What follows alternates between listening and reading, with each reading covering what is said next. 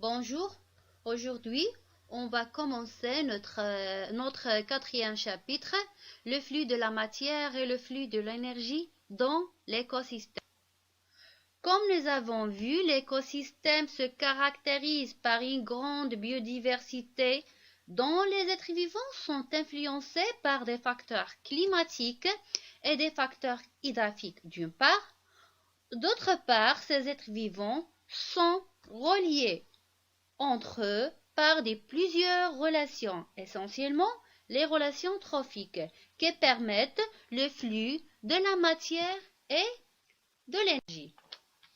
Pour savoir comment ce flux passe d'un niveau à l'autre, nous allons répondre aux questions suivantes. Quels sont les types de relations trophiques entre les êtres vivants au sein des écosystèmes? Comment sont organisées les relations trophiques au sein de l'écosystème? Comment peut-on représenter le flux de matière et d'énergie dans l'écosystème? Et finalement, comment les interactions entre les organismes influencent-elles la naissance et l'évolution de l'écosystème? Les êtres vivants d'une biocénose exercent les uns sur les autres des actions liées à la vie en commun.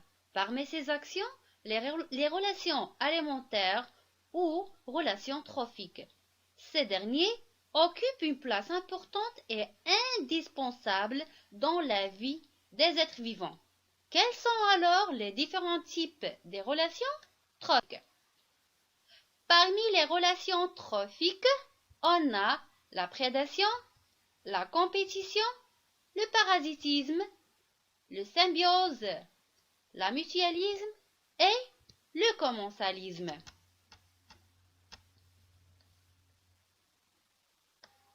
Commençons par la prédation comme relation trophique. Comme vous voyez sur la photo, on a un carnivore qui dévore un autre carnivore. On dit que le lion dévore le zèbre. Donc, le lion est un prédateur et le zèbre un proie.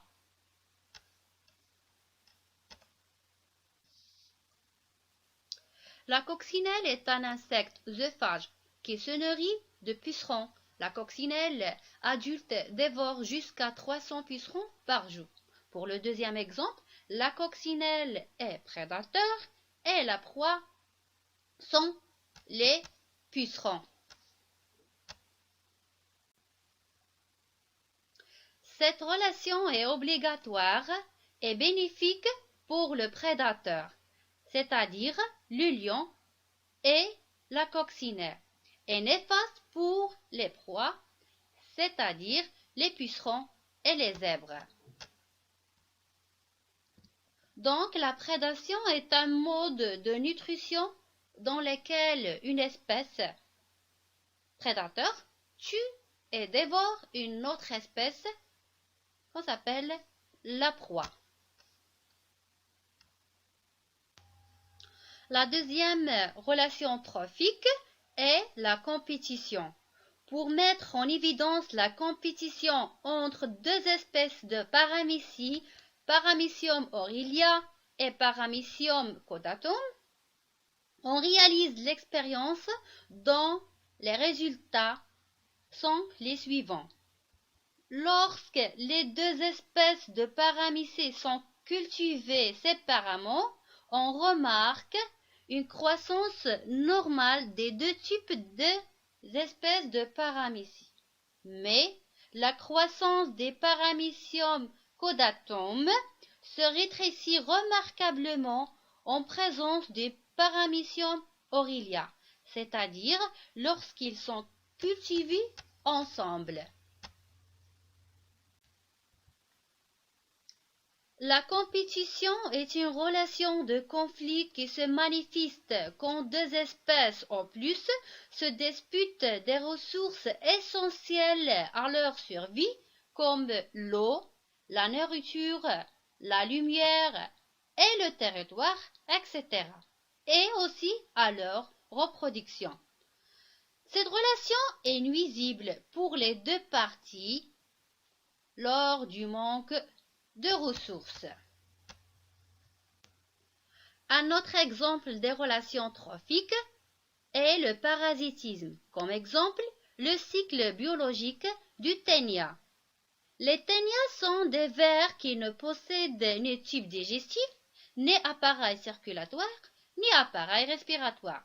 Ces vers peuvent atteindre 4 à 10 mètres de long dans l'intestin de l'homme. Le cycle de vie de ténia passe par deux milieux. L'un est les muscles des bovins qui hébergent les formes larvaires et l'autre est l'intestin de l'homme qui abrite la forme adulte. La consommation de l'homme se fait par consommation de viande mal cuite. Le ténia adulte vit fixe dans l'intestin de l'homme par sa tête. Elle absorbe des nutriments nécessaires à sa croissance et à sa reproduction. Donc le ténia est un parasite. Elle provoque des troubles nerveux chez l'homme. Dans notre exemple, l'homme et le bovin sont des hôtes et le ténia est un parasite. Cette relation est obligatoire et bénéfique seulement le parasite.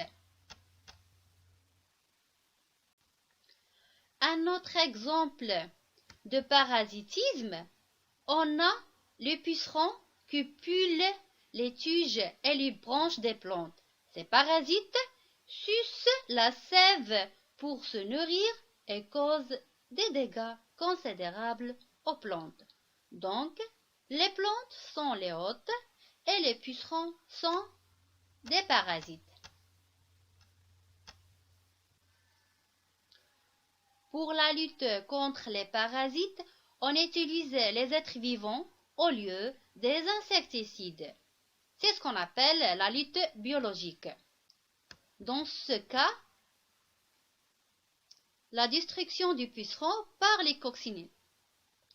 C'est-à-dire au lieu de lutter les pucerons avec des insecticides, on utilise les coccinelles. Ce sont des êtres vivants qui ne provoquent pas de dégâts sur la nature, etc.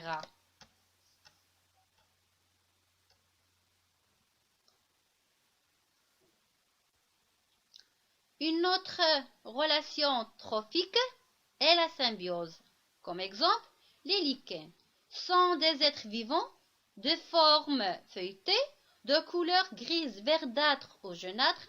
Elles correspondent à l'association entre un champignon et une algue ou une cyanobactérie. Le rôle de chaque être vivant est illustré dans le tableau suivant. Le rôle du champignon est de stocker l'eau et les sels minéraux, c'est-à-dire stocker les éléments nutritifs essentiels pour le développement des algues qui vont synthétiser les matières organiques indispensables pour le développement des champignons. L'évolution des algues et champignons est favorable lorsqu'ils sont réunis. Donc, cette relation est obligatoire pour les deux espèces. La symbiose est une relation entre deux espèces ou plusieurs qui vivent en contact direct et intime. Cette réaction, comme on l'a dit, est obligatoire et bénéfique pour les deux espèces.